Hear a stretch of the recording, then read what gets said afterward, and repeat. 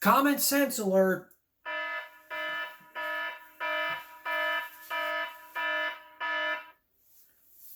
9 months ago.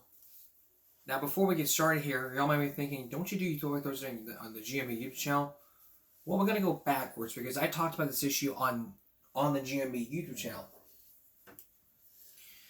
It's an issue that's focusing on, every school says is a distraction. We're talking about texting in class. I want to spend 4 to 5 minutes just talking to you guys about what happened. If you want to see it, I'll put a link in the description. But I want to talk about other things I did not talk about in that video.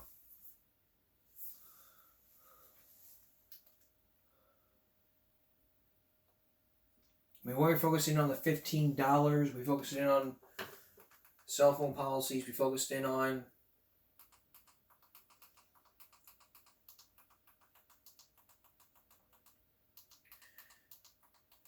teachers breaking phones, etc.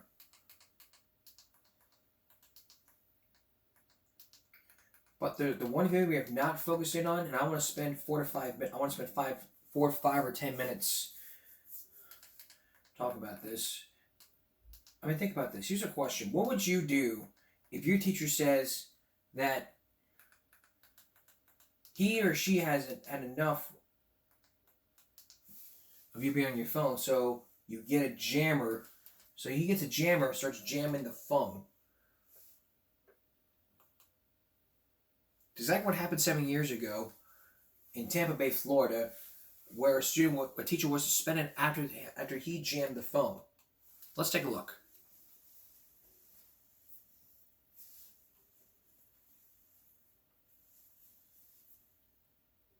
Off. And first up here in 10, a science teacher at 5A High School became so frustrated with the students using their cell phones during class. He didn't take them. What he did was he jammed them with a jamming device. But now the Pasco School District is calling him out on it because it's not only against school policy, it is illegal. Fox 13's Ken Suarez is at the school in Hudson. Cell phones. Kids bring them and use them in school all the time now. I see people on their phones constantly, whether it's talking to their parents, whether it's getting hold of work, going to class. Pasco County lets kids use their cell phones between classes, but not during them. Dean Liptak wanted to make sure of that.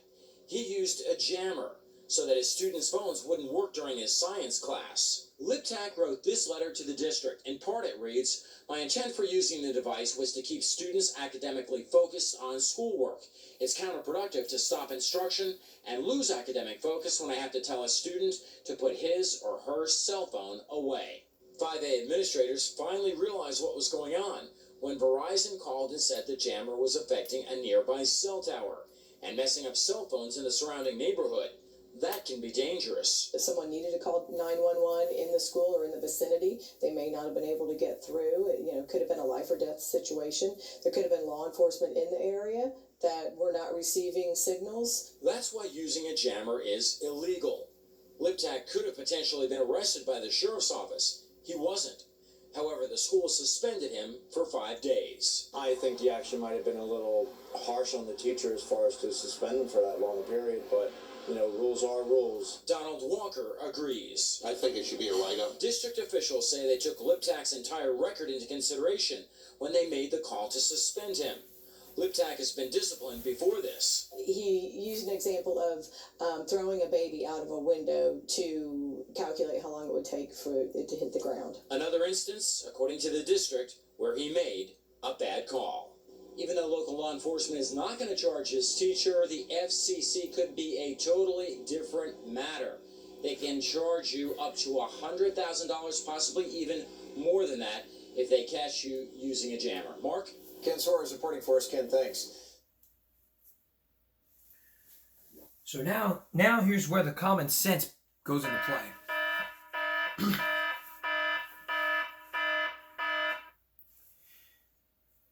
If you're fed up with your students having phones out, you take it away. You don't automatically think, what can I do?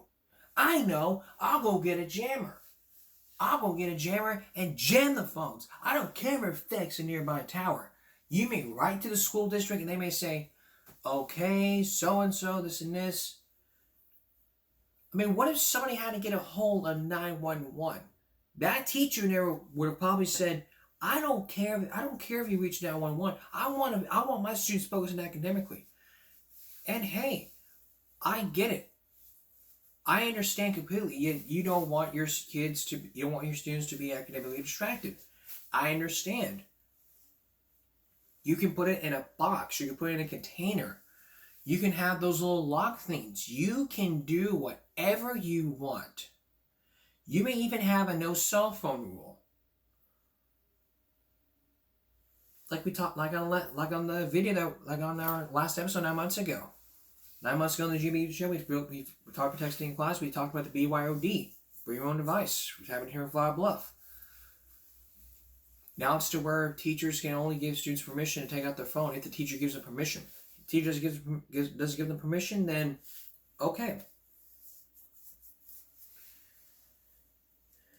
But sometimes it can be used as April Fool's jokes. Take a look and then we're going to wrap it up. Ever wonder why they call it the American dream and not...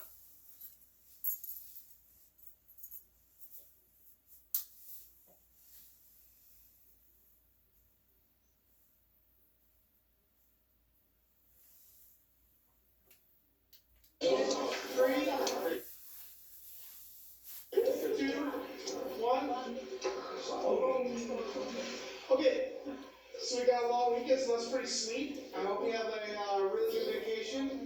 Okay, I need everyone to stop playing with their phones, please. Barry, stop playing with your phone, okay? Put it in your pocket. Okay, I said put it in your pocket.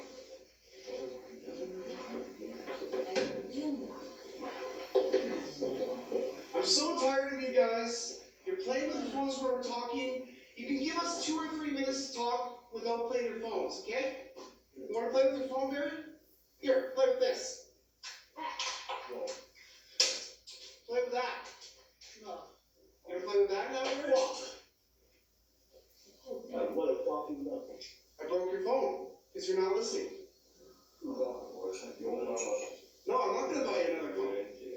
If you're not going to follow the rules, there's consequences.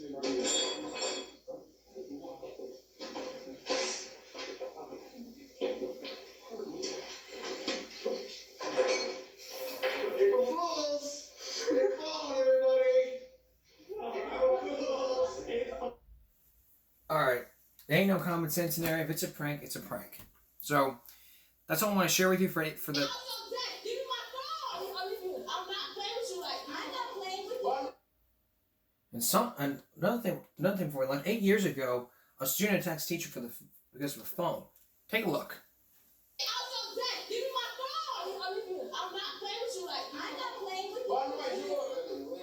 I need a please. Please, move. I'm not playing with you like get out of my phone. No. Give me my phone. Yes, send somebody up here quickly, please. Billy Meyer. Stop. Hey. Good. Keep it distance. He's open.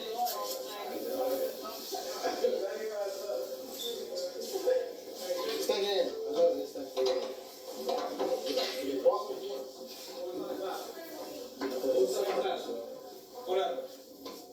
She needs to move away from you.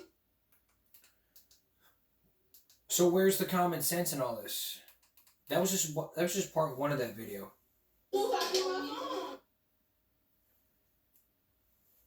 Okay, this is where common sense comes into play.